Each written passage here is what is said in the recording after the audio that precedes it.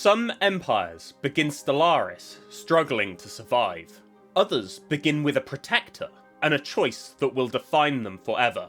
In your home system dwells Hrosgar of the Endless Flames, an ancient space dragon whose presence sits at the heart of the Here Be Dragon's origin. From the very start, Hrosgar will defend you, deter your enemies, and quietly reshape how the galaxy treats your empire. Every empire that chooses this origin is eventually forced to confront the same decision. Will you strike down an ancient power, or will you forge a symbiosis strong enough to stand against the rest of the galaxy? Greetings, I am the composer of Strands.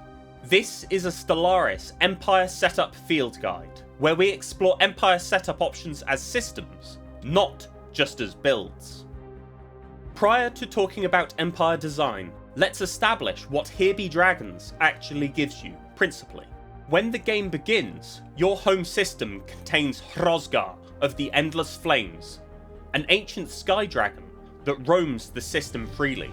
Hrosgar is not part of your navy, cannot be commanded, and does not move beyond your home system, but will intervene if you are attacked. Any hostile fleet entering your home system will draw the dragon into combat, which makes early invasions extremely dangerous and drastically increases your initial survivability. This protection has several immediate consequences. Neighbouring empires are far less likely to declare early wars against you, and your home system becomes one of the most secure systems in the galaxy during the early game. However, Hrosgar is no mere passive defender. The origin includes a dedicated yet concise event chain tied to the dragon, consisting of 4 events that unfold over time. You cannot resolve the events immediately, and they are only optional insofar as they are the mechanism through which the origin's power is ultimately realised. One of the defining features of Here Be Dragons is that it forces a long-term, dichotomous decision. Every empire that chooses this origin will eventually need to decide how Hrosgar fits into their future, whether as an ancient force alongside the empire, or as a source of power to be claimed in a different way. Finally, the origin guarantees access to living metal early in the game, with a deposit spawning 2 hyperlanes away from your starting system. This resource plays a role in the origin's mechanics, which could be a key consideration for how you plan your economy and progression. With those mechanics in place, we can now look at how different empire design choices interact with Hrosgar, a common theme of which will be the flexibility that this origin shows. When it comes to species and traits, Here Be Dragons isn't particularly restrictive, but there are a few considerations to be made. The earliest event in the Origins chain requires a food investment around a decade into the game. For organic empires, this is trivial, but if you're playing lithoids, machines, or infernals, which don't start with food districts, you should plan for how to manage this before the game even starts, so that it doesn't catch you off guard. In those cases, the solution needn't be complicated. You can easily access the food production through orbital hydroponics bays. Just make sure that 2 of your early starports have them, and you can sell the surplus to the internal market. A strange interaction involving traits occurs with the Origin's second event, which requires certain technologies to be researched before it can trigger. This trigger can be reasonably restrictive, but the nascent stage negative trait, available only to certain phenotypes, can inadvertently speed up meeting this criteria by years, if not longer. I will cover this in depth in a later section. Infernal species deserve a brief special mention. Their access to living metal production with the shell slag trait can synergize neatly with the guaranteed living metal deposit provided by the origin, giving you earlier and more flexible ways to make use of that resource. Beyond that, Here Be Dragons places very few direct constraints on your species' traits. You can pick unconditionally strong traits like traditional or natural engineers that speed up your development. Or you could choose to take things in a more thematic route, deciding upon traits and a portrait that mimic your draconic warden. This is to say that the origin gives you ample space to experiment, but I would recommend trying this with Nascent Stage if you want a smoother transition towards the event chain power spike. Civics are really where Here Be Dragons starts to meaningfully shape which empires you are deciding to play, not by forcing specific choices, but by changing the risk profile of certain ones. First, the Origin imposes but one restriction: you cannot take any of the genocidal civics. Beyond that, every civic remains available, and most of the interesting interactions are indirect rather than explicit. Given that Hrosgar strongly discourages early aggression against you, several lower tempo civics have their weaknesses diminished, making them safer picks than they are in typical starts. Civics like Planetscapers or Idyllic Bloom, which trade early power for long-term planetary value, benefit from this protection window. The Galvanic Synthesis civic provides access to, and an early outlet for, living metal, allowing you to extract value from the guaranteed deposit well before any other empire setup. This can act as a small but meaningful boost to your economy, both via selling the excess to the internal market, alongside enabling the pop growth edict. There is also a category of civics that are needed if you wish to engage in a less circuitous route to power. Reanimators, cordyceptic drones, and permanent employment enable unique ways to revive Hrosgar, should the dragon meet an untimely demise, morphing this method of resolution into persistent military power. In line with this, you might then also decide to take one of the civics that give you direct fleet strength, such as Distinguished Admiralty or Crusader Spirit, to bring forward the dragon's crucible and buffing the resultant reanimation. Note that Sovereign Guardianship is incredibly strong for this, but is mutually exclusive with Reanimators, though not Corporate Protectorate with permanent employment. Not every thematically appropriate civic actually synergizes though. Beastmasters and its counterparts, for example, have no mechanical interaction with the Sky Dragons, as they are unfortunately not considered space fauna, which is an important distinction to be aware of if you choose to pursue the Dragon Master aesthetic. It does, however, provide an easy avenue for meeting one of the event prerequisites. There's a final, incredibly niche interaction that I have used in the sample build, not because it is strong, but because it is there. I will show that to you when the relevant story events occur. Overall, there is a vast idea space available to the Origin, with many build concepts that allow for a wide variety of empire designs. Ethics have a relatively light touch on Here Be Dragons, but that doesn't mean that they shouldn't be chosen with care. Militarist ethics will, naturally, support the aggressive approach to the Origin. The buffs to ship fire rate matter more the earlier you commit to the confrontation, with smaller margins for error and more waves of damage. If you are planning to heavily optimise the year you pull the trigger, you should be considering this ethic. Spiritualist, on the other hand, interacts more thoroughly with the event chain side of the Origin, one key aspect of which is a unity rush, so Spiritualist empires are naturally suited in attempts at early resolution. In practice, however, neither are a necessity, so ethics remain clear to complement rather than dictate playstyle. As for your choice in authority, there are a couple of interactions worthy of being aware of. Oligarchic authorities make particularly effective use of strong councillor bonuses. If you are planning on utilising sovereign guardianship, for instance, this government on its own represents a meaningful boost in power that can shift the tide of battle. Every authority can achieve the Origin's resolutions, with machine intelligence accessing reanimation via the Mechromancy Ascension perk, as compared with the others using a civic. This can be useful if you would prefer to dedicate those slots to other parts of your Empire vision. Shipset choice has two meaningful interactions with Here Be Dragons, one straightforward, one higher order. Both shipsets can access tools to take out Hrosgar, but bioships start the game with theirs, whereas mechanical ships are locked behind a tech prerequisite. Bioships present a considerable problem for triggering the second event in the chain. The switch to bioships is, unfortunately, the single worst decision you can make in the game for the purposes of society tech pathing, as the new techs clog the tech pool and increase the total cost of the society deck by 60%. The ease in engineering tech pathing is not commensurate. This stymies any meaningful strategy to beeline those prerequisites, and leaves your access to the Origin's payoff essentially to luck. Unless you are willing to make this sacrifice, I would avoid bioships if you are planning on pursuing the event chain.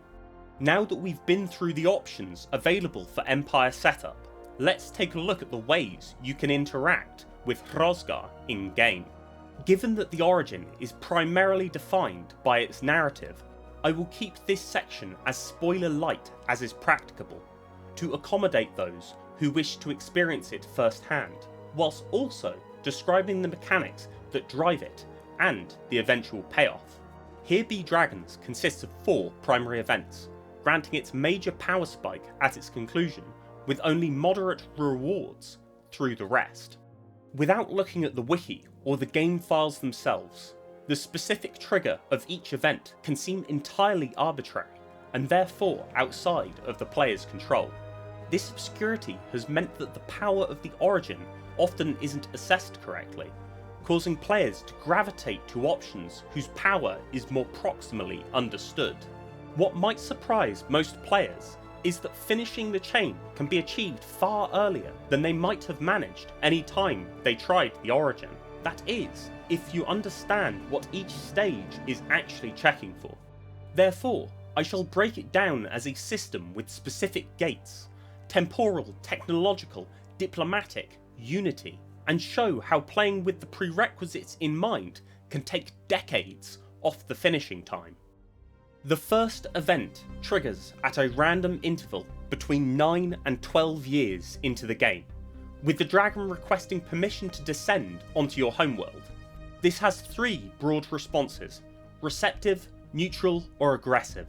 If you choose a receptive or neutral response, the dragon will land, creating a planetary feature that grants +10 stability, equivalent to around +6% job output, and 6 unity, at the cost of 15 food upkeep. Refusing to pay the 75 influence results in population loss, but is otherwise mechanically identical. While landed, the dragon will still ascend to defend your home system if attacked, and doing so ends this stage early. Otherwise, it remains in place for approximately 15 years before departing naturally. When it departs, you can choose between a small amount of research or resources. The aggressive option causes double the population loss and adds 2 tile blockers to the planet. This has a small but notable interaction with the environmentalist Civic, as the resulting massive glacier will give +0.5 minerals to ranger jobs, one of the few ways to increase the number of tile blockers on your homeworld. The second stage can begin triggering from year 13 onwards, and is very likely to be the single largest bottleneck in progressing the Here Be Dragons event chain, less the final requirement.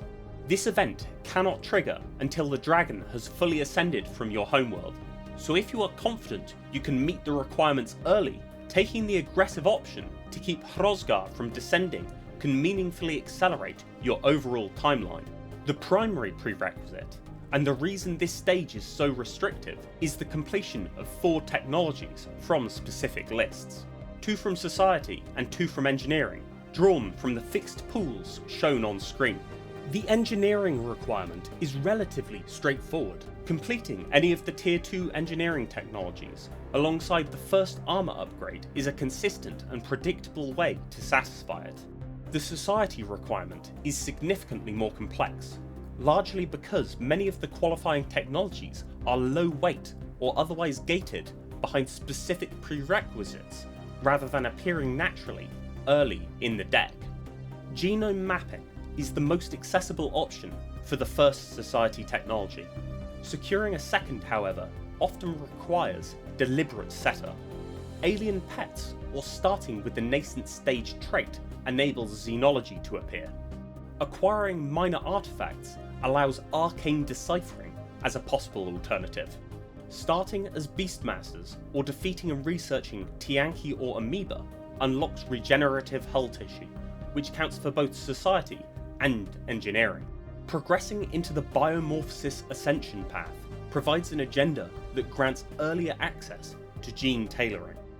This stage rewards deliberate tech pathing. For more guidance, see my video 5 Principles of Tech Pathing.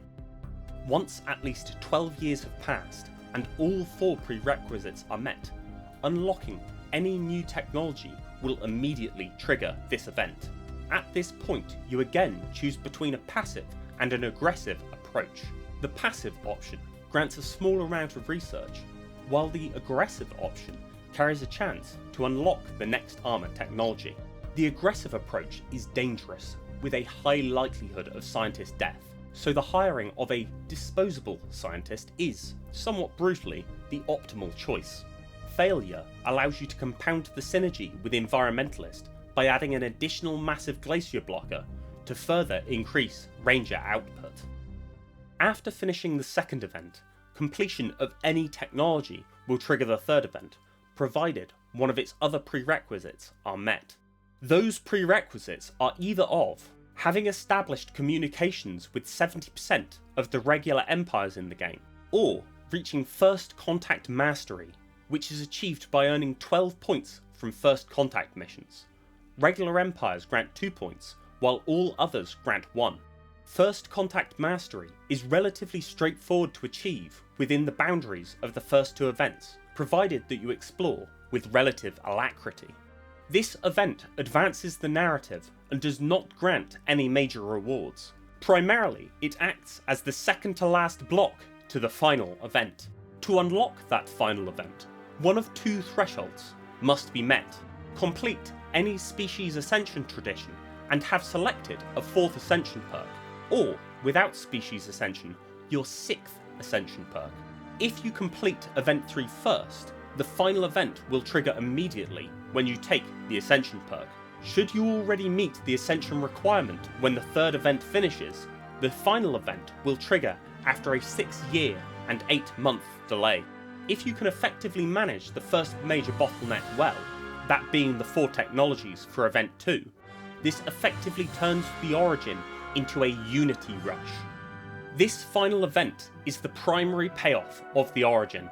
You gain direct control of Hrosgar, access to Sky Dragon fledgling ships once you have citadels, and a unique Grand Archive specimen. Unless you have delayed the completion of the event chain, Hrosgar should represent the single biggest boost to your fleet power in the game, boasting an equivalent to 40,000 fleet power. You can use this to start bullying your neighbours, taking out other Leviathans, or throwing your weight around in the galactic community. As for the fledglings, a major advantage they have is that the components they use are fixed. This means that they are at full strength as soon as you obtain them, but their combat effectiveness will wane as the game progresses into the endgame, especially with their lack of shields. Depending on how early you obtain them, 10,000 fleet power, battleship-sized ships can be an incredible upgrade to your military, especially since their cost is independent from your usual alloy stream. There are limits though. You can only breed up to 10 Sky Dragon fledglings at a time, and their production is gated behind both strategic resource production and time. However, their quantity limit can be exceeded by leasing fleets to vassals, which also provides the simplest route to the There Be Dragons achievement. This is one of the ways the Origin can deliver its power spike. The other comes from cutting the chain early, by killing Hrosgar, and the choice between them defines how you should build your empire from the very start. This second pathway is an easy way to subvert the narrative of the Origin. First, I will discuss the benefits of completing the Origin this way, and then I will discuss strategy for achieving this goal. If you choose to go down this path, there is little point in progressing the event chain for the minimal rewards. Even so, it might be worthwhile to be amicable for the first stage if you cannot achieve critical fleet density before the dragon would ascend again. The rewards for killing Hrosgar can vary depending on your build, but there are a few core rewards that every Empire obtains. These are the Primordial Dragonslayer Empire Modifier, the Dragonslayer Commander trait on the fleet commander who lands the killing blow, and the Leviathan Parade opportunity on a planet of your choice. Most Empires will also gain the Dragon Scale Tier 6 armor technology and the Drake Scaled Species trait for Leviathan Transgenesis if your Empire pursues the Biomorphosis Ascension pathway. However, Reanimator Empires can choose to forego those two final rewards in order to resurrect Hrosgar under their control. The four methods of resurrection are the Civics, Reanimators, Permanent Employment, and Cordyceptic Drones, and the Machine Intelligence Ascension perk, Necromancy. The Leviathan Parade itself has its own set of choices, where a significant amount of optimization is possible. Providing Sanctuary gives a living metal deposit in your home system, but will forego the strong parade finisher effect. Incorporation increases the amount of unity that the parade gives. Killing allows for dragon scale debris to be researched, but generally lowers the amount of unity output. Providing the event finishes, it gives an incredible planet modifier, plus 20% physics output, and plus 20% maximum districts. Note that this will persist if you create an Ecomonopolis, allowing for a truly gargantuan world. Together, these are some rather powerful rewards that, if obtained within a reasonable time frame, can challenge the rewards generated by engaging with the event chain. I want to be clear about scope before we talk about tactics for killing Hrosgar. Stellaris combat is real time, which makes it deep, messy, and full of edge cases, even when fighting a single Leviathan. Teasing apart the impacts of admirals, councillors, traditions, ascension perks, and empire modifiers quickly becomes a project of its own. That is not what this section is trying to be. Here, we are answering a much narrower and more practical question. What is a reliable, conservative way to kill Hrosgar early, with minimal technological investment, without distorting your empire around the fight? The key mechanical insight is this. Hrosgar is a single Titan-class opponent. That limits how quickly it can destroy ships, which turns the fight into a damage race. Your goal is to remove its armour and hull before enough of your fleet is lost that your damage collapses. This means that weapon choice matters far more than almost anything else. Because of its size, Hrosgar takes massively increased damage from torpedoes, an order of magnitude higher compared to standard weapons. In practical terms, this makes torpedo frigates not just the best option, but the only reasonable option, if your goal is to kill the dragon early and efficiently. For bioship empires, you can substitute frigates for maulers. As a baseline, this can be achieved with as few as 70 base tech frigates if Hrosgar targets your starbase, giving you time to deal damage. In practice, the difference between losing this fight and winning it cleanly can be as few as 10 extra ships. Below that point, the fleet collapses. Above it, the fight stabilises, and a surprisingly large fraction of your ships survive. For those among you with expertise military theory, you'll note that this fight follows certain principles of Lanchester's square law. Once you are strong enough to win, adding ships no longer improves your odds linearly, it massively increases fleet survivorship instead. The fleet sizes I'm referencing assume minimal technology, no special empire buffs, and fighting near to your starbase for support. As you stack bonuses, fire rate, weapon damage, ship hull and armour, the required ship count drops further and survivorship improves. With both the event chain and the combat mechanics in mind, the Origin opens into two distinct ways of being played. If you lean into the kill route, it's entirely reasonable to resolve it early.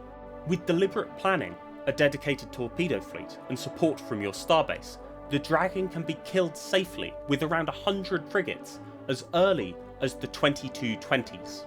The event chain route can be nearly as fast, provided you plan around it. If you plan your Unity, Technology, and Ascension Paths carefully, the final event can be triggered far earlier than most players expect. In testing, under common multiplayer settings, I was able to complete the full chain within a standard early game treaty window. The exact dates may shift as Stellaris continues to be updated. The important point is not the exact date, but the shape of the decision. You can access the Origin's reward early from both narrative directions. Each path emphasises different strengths. One asks for alloys and an early fleet, the other asks for a tradition rush boom. Neither is the correct way to play the Origin. The right choice is the one that fits the empire you are building. The tradition and Ascension perk choices are largely about accelerating your chosen pathway. While standard, powerful choices work well here, there are some trees of note. Subterfuge has synergy with both paths. Code breaking speeds up first contact missions, making achieving first contact mastery easier, whereas the evasion and tracking improves performance both when killing Hrosgar and when fielding dragons later. Supremacy is often treated as an automatic pick, but taking it earlier than usual has a clear payoff if you plan to kill the dragon. Combined with the Galactic Force Projection Ascension perk, it raises naval capacity enough to field a torpedo fleet that can win cleanly rather than just scrape by. Domestication is an unusual case. It does not currently increase the combat strength of dragon units, but for empires leaning into the space fauna theme, it provides a coherent narrative framework for fleets built around dragon fledglings rather than conventional warships. If your goal is to finish the event chain quickly, technological ascendancy and one vision do exactly what you want. More consistent research and Unity output, and faster access to the prerequisites that gate the final event. There is no hard anti-synergy between Here Be Dragons and any Ascension path. The main consideration is timing. If you intend to complete the event chain, committing to any Ascension path matters simply because it lets you end the event chain earlier. Biomorphosis, however, deserves a specific mention. Drake Scaled may not be the strongest trait on paper, but it is one of the most thematically coherent outcomes the Origin offers. If you want to fully embrace the narrative and gain Drake Scaled without killing Hrosgar, using the dragon to seek out and exterminate Shard or the Ether Drake is a fitting way to close the loop on the story. If you are not leaning into that roleplay angle, Ascension paths that convert early advantages into immediate mid-game power are generally the better choice, particularly if your goal is to capitalise on the power spike as soon as the Origin resolves. To close out the video, here is a sample build to see one of the possible avenues. Keep in mind that many other paths remain open for you to try.